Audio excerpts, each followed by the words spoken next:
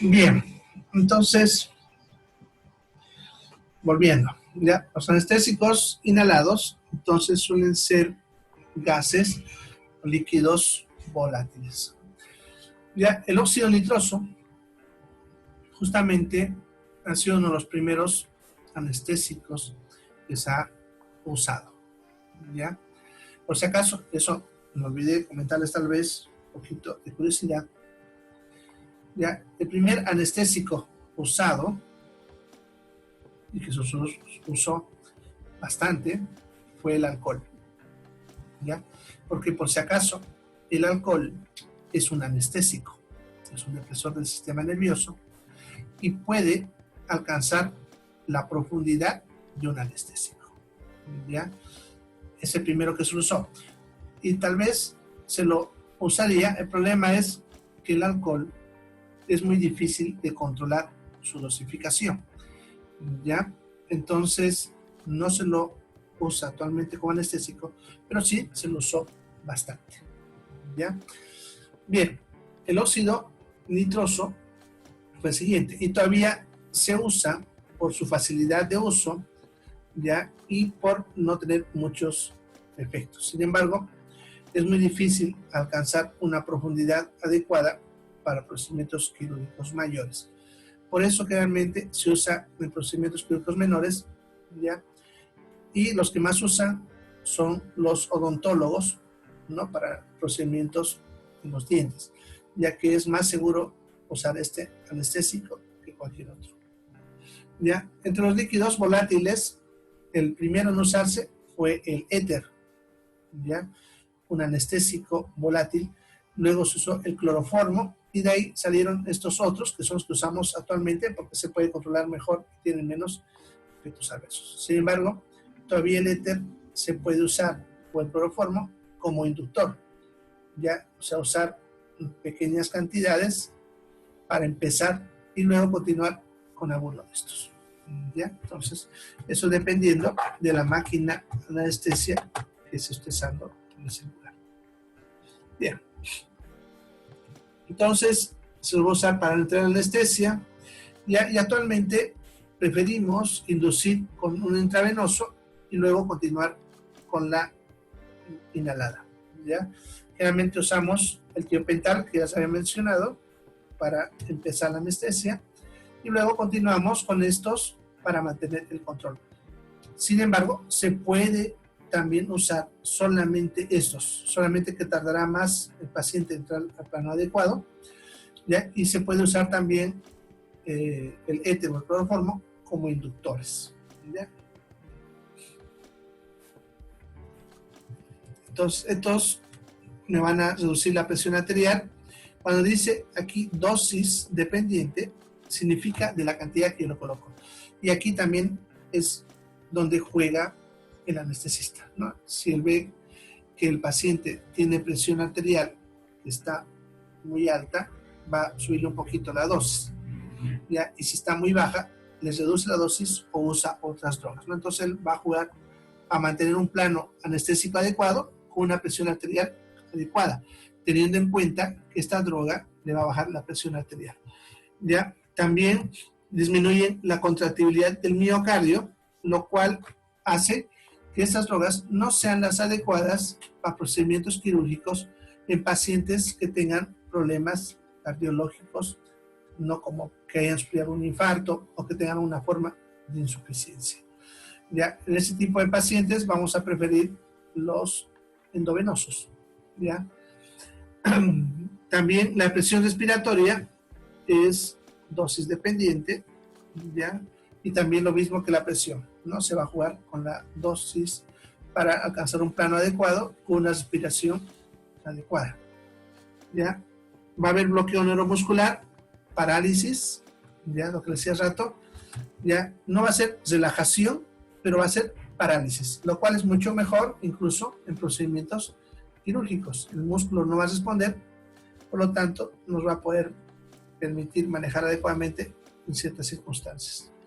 Y en el caso del embarazo, ya este tipo de drogas produce relajación del útero, lo cual también dependiendo del tipo del caso del paciente, lo hace adecuado o lo hace peligroso. Si es una paciente que tiene hipertonía uterina, que eso es cuando el útero se está contrayendo con mucha fuerza, se va a preferir este tipo de anestésico. Si es por el contrario una paciente con un útero hipotónico, que es cuando el útero no tiene mucha fuerza, se va a evitar esto y se va a preferir usar los endovenosos. Eso porque el útero necesita, una vez que nace el niño y la placenta, necesita contraerse para parar la hemorragia. Si no se contrae, la paciente puede tener una hemorragia que puede llegar a la muerte, ¿no? Y nosotros, para tener que evitar eso, en algunos casos vamos a tener que sacar el útero para que no se nos muera. Entonces, no queremos que el útero se relaje, ¿no? Entonces, por eso depende de la paciente. Por eso lo que decía anteriormente, que no es para todos una regla. Se analiza cada paciente dependiendo de las necesidades y las circunstancias. ¿Bien? Bien. Vamos a ver, ahí está el alotano, ¿ya? El alotano podemos usarlo puro, ¿ya? Sin embargo, cuando se usa puro, vamos a necesitar más dosis y eso provocará más efectos adversos, ¿ya? Por lo tanto, se suele combinar, como están viendo, con algún otro anestésico, ya sea el óxido nitroso o alguno de los opiáceos que vimos al principio, la morfina o el fentanilo, y hacemos una anestesia combinada, tanto inhalada como endovenosa. Así se reduce el efecto adverso de ambas drogas y tenemos un efecto controlado, ¿no? El alotano es uno de los anestésicos más usados en la actualidad porque es muy eficaz, fácil de controlar y están viendo, permite combinar con otros anestésicos para combinar para encontrar, un plano adecuado. Sin embargo, tiene algunos problemitas que hay que tomarlo en cuenta, ¿no? Por ejemplo, me produce bradicardia y eso hay que estar consciente. ¿Ya? Para eso, el anestesista suele usar otras drogas que puedan ayudarle a subir la frecuencia cardíaca. Ahora es que ya hemos visto cuando hablamos de farmacología cardiovascular. ¿Ya? Pueden generar arritmias, principalmente en pacientes que están predispuestos a las arritmias, lo cual hace que no sea adecuado para pacientes que tengan arritmias de base, ¿no? Para eso vamos a preferir otro tipo de anestésicos. Puede producir hipotensión, que eso es controlable y dependerá con la necesidad del paciente. Es el ideal para niños, ya que es el que menos efectos adversos se ha visto que producen niños. E interesantemente, ya los niños toleran muy bien el alotano, cosa que los adultos no lo hacen. Algunos autores dicen que tiene que ver con su mejor facilidad de metabolizar la sustancia a través del hígado. En cambio, los adultos, el hígado ya tiene cierto daño siempre, entonces no hay ya esa facilidad de control metabólico. Sin embargo, no se conoce el motivo por qué es mejor tolerado en niños. Además, los niños se recuperan más rápido cuando se usa este anestésico que otro. Uno de los riesgos es que los adultos puede producirme hepatitis, por si acaso, hepatitis medicamentosa, lo que yo en los temas le ponía falla hepática, ¿ya? Es lo mismo. Entonces puede producir esto como efecto adverso, ¿ya? Por lo tanto, no es una droga ideal en pacientes que tengan problemas hepáticos, ¿ya? Bien. ¿Me están escuchando bien? Sí. Allá. Entonces debe ser, Álvaro, tu señal. Haz lo que les dije. Cortan datos y rapidito lo vuelven a conectar. Es la señal que está perdiendo el audio. ¿Ya? Bueno, entonces eso sería el alotano. El isoflurano, que es otro que también usamos bastante acá, su nombre comercial también Forane, tiene la ventaja de que no produce arritmias, es menos tóxico y no es hepatotóxico. Uno de los problemas de los isoflurano es su alto costo, es mucho más costoso que los otros. El otro es que las máquinas anestésicas para isoflurano son muy caras. Entonces, generalmente en la mayoría de los quirófanos se tienen máquinas para lotano. Si tenemos suerte, en algunos quirófanos tienen para isoflurano, ¿no? Que es el ideal, principalmente en pacientes que sabemos que tienen problemas hepáticos o cardíacos, en esos pudiésemos usar mejor el isoflurano, ¿ya? Pero eso dependerá del lugar donde estamos.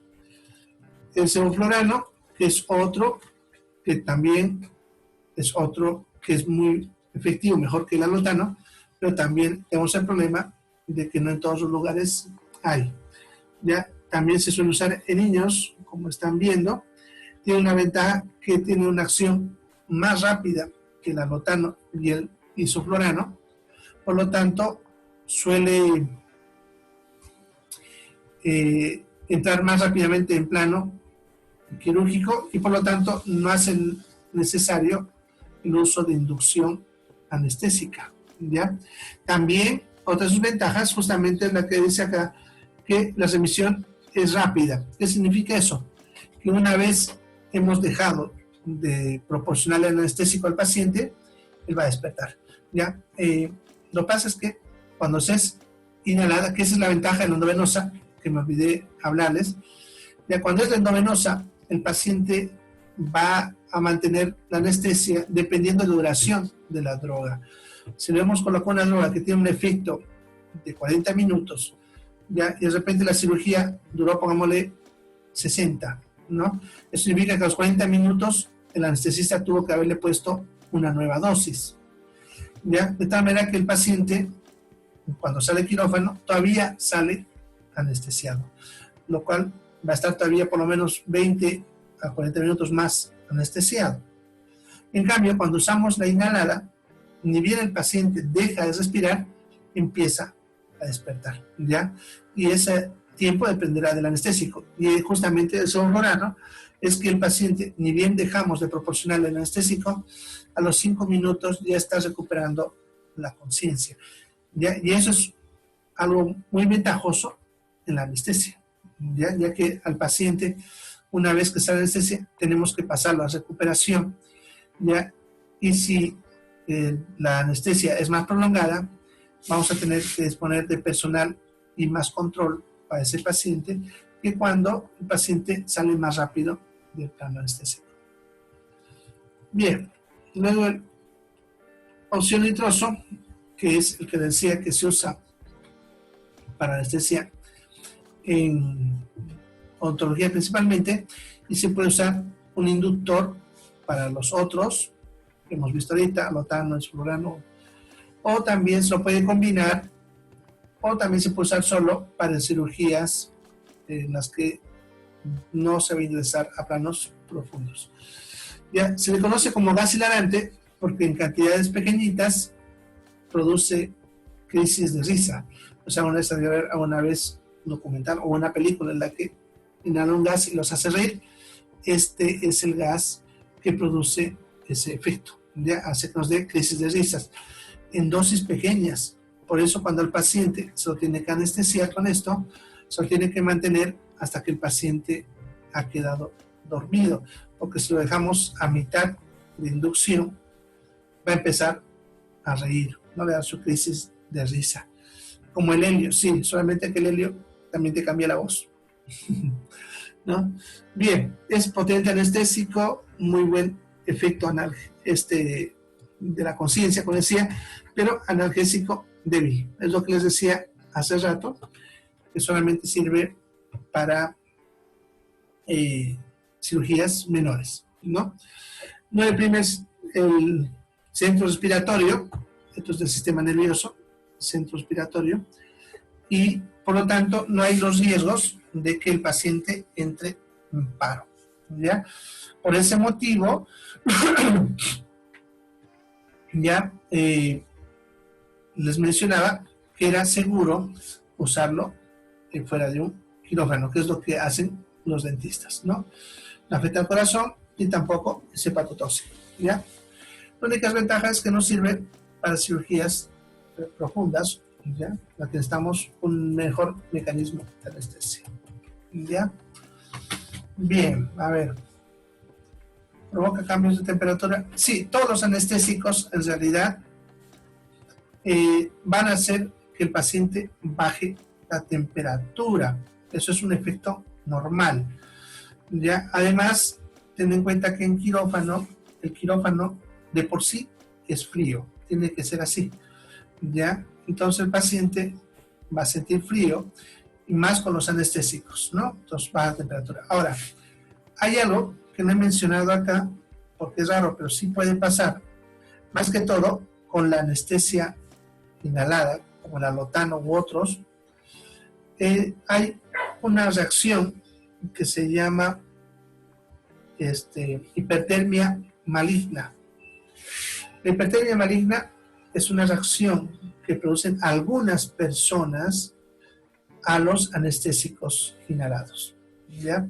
Son personas que de pronto su temperatura se les empieza a subir rápidamente por encima de 42 grados centígrados, haciendo que pueda el paciente fallecer por el exceso de temperatura. Pues lo llamamos hipertermia maligna. Es raro, pero puede pasar. Y cuando pasa eso, al paciente rápidamente tenemos que meterlo en hielo. Por eso en quirófano siempre tiene que haber a disposición hielo, a menos cuando se usa este tipo de anestésicos, ¿no?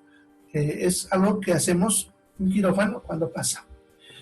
Ya es raro, pero pasa. Yo en mi experiencia he visto 2 casos. Ya estamos hablando ya de 23 años de experiencia. No, y eso, a ver, del 2000, estamos 2020, 20 años, ¿no?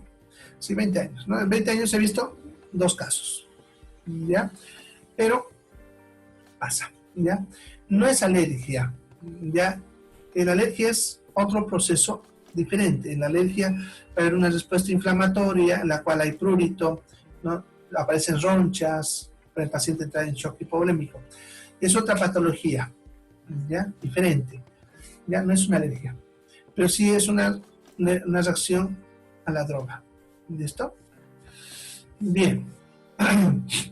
Entonces, luego tenemos los analgésicos, anestésicos, pero no está mal ahí, me he equivocado, analgésico, es anestésico, los anestésicos locales, ¿ya? Los anestésicos locales bloquean directamente las terminaciones nerviosas, ¿ya? Esas terminaciones nerviosas son bloqueadas para no transmitir el impulso, pero también se puede bloquear el nervio en el camino, ¿ya? Y hay la variedad que usamos en anestesia local. Podemos usar una anestesia local pura, que eso es cuando se coloca directo en el punto, ¿no? Por ejemplo, en la herida que va a suturar, directo se coloca la anestesia local. Tenemos la anestesia locorregional, que es cuando vamos a anestesiar la región de la anestesia.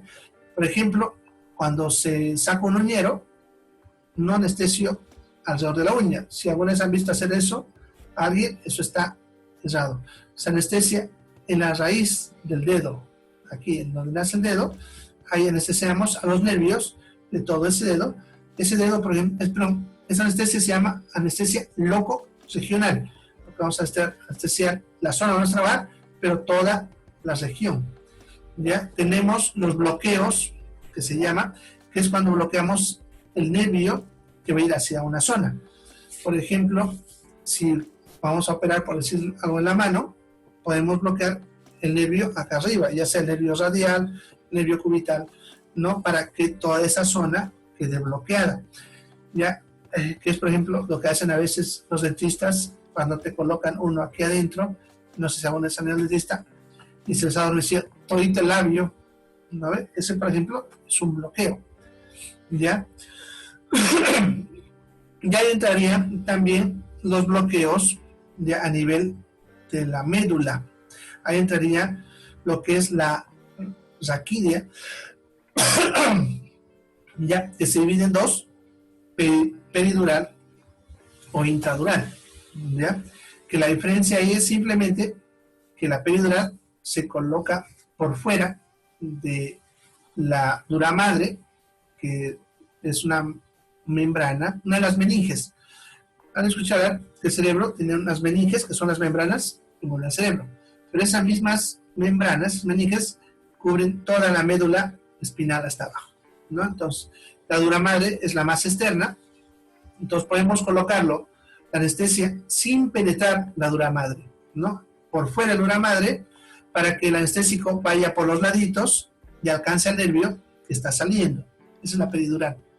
La intrarraquídea es cuando atravesamos la dura madre y lo colocamos directo en la médula, al líquido que está sobre la médula, para anestesiar esa zona de la médula. Ya, ahí la diferencia, van a ver, la aguja tiene que ser diferente.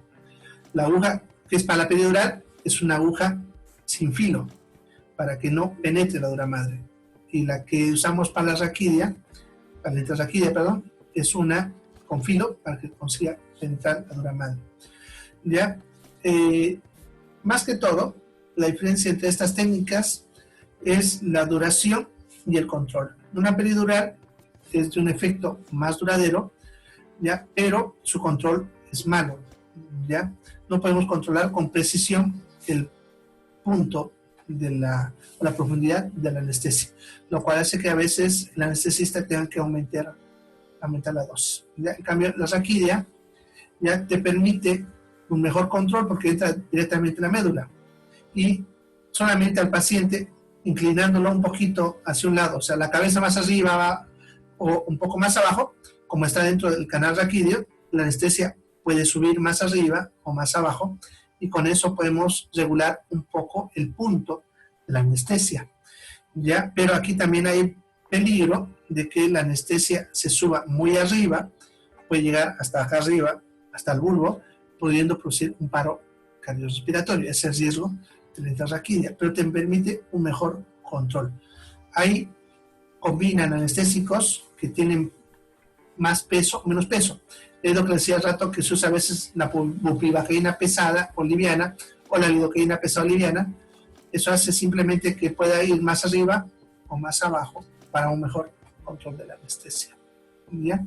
Bien, estos de acá no controlan los otros efectos de la anestesia, que son la pérdida de la conciencia. Solamente controlan el que se llama el dolor. ¿Ya? Ese paciente va a estar consciente. ¿Ya? Sí, ese que usan para sacar las muelas. Ese es los bloqueos. Bien, entonces para terminar, los anestésicos que usamos como anestesias locales, ya que se usan para todos esos procedimientos que les mencionaba, tenemos la procaína, la lidocaína, tetracaína, no es tetraína, es tetracaína, está mal la diapositiva, es la bupivacaína. Y todas esas tienen la pesada y la liviana, ¿ya? Si es que en la receta o en el producto no dice pesado, es la liviana. Entonces, por ejemplo, la lidocaína que más usamos es la lidocaína liviana. En ninguno de sus envases van a ver que dice lidocaína liviana ni bupivacaína liviana. Simplemente, si no dice, es la liviana, ¿ya? Y las que dice, se aumenta ahí pesada, o le suelen poner también de alto peso molecular, ¿ya? Que eso significa que es más pesada y por lo tanto se va a ir al fondo. Esa se usa más que todo para la intrarraquídea que les mencionaba, porque para las otras se usan las livianas. Bien, lo que nos interesa saber en estas drogas es cuánto tarda en hacer su acción y cuánto duran, ¿ya? De todas, fíjense, las que tienen una acción rápida y prolongada son la tetracaína y la bupivacaína. Esas la van a usar más para procedimientos quirúrgicos mayores, ¿no? Para lo que son la raquídea, ya la peridural, ya que va a tener un efecto rápido y va a permitirnos hacer procedimientos por largos periodos de tiempo, ¿ya? En cambio, lo que es la procaína, por ejemplo, tarda en hacer su efecto, pero dura muy poco, lo cual nos ayuda para procedimientos cortitos, ¿no? Como de repente unos cuantos puntos, algo así, liviano, ¿ya? La lidocaína tiene un efecto lento de inicio, pero duración moderada. Ahora, si eso lo llevamos a minutos, ya no está ahí, pero se los puedo decir. La procaína, su inicio es a los 2 minutos, ¿ya? Pero para alcanzar un punto adecuado de anestesia, tarda cerca de 15 minutos, ¿ya? La lidocaína, su inicio de acción es a los 5 minutos y para alcanzar un punto adecuado tarda 15 a 20 minutos. La tetracaína y la bupropicaína, su inicio es al minuto y alcanzan un punto ideal a los 5 minutos. Por eso son los más rápidos. Ahora, en cuanto a duración, la procaína dura 20 a 30 minutos. La lidocaína de 30 a 45. Desde 30 a 45 minutos, y la tetracaína y la bupropicaína tienen una duración de 40 a 60 minutos. Entonces tiene mayor tiempo de duración, ¿ya? Lo cual hace adecuado para ciertos aspectos, ¿no? Por eso incluso se usan para las raquídeas, ¿no? Y esos procedimientos que necesitan más tiempo quirúrgico. Bien, hasta ahí entonces serían los anestesios. Ahí terminaríamos por si acaso la materia, ¿ya? Y hasta ahí sería el examen de mañana. Bien, nos vemos, chicos. Chao.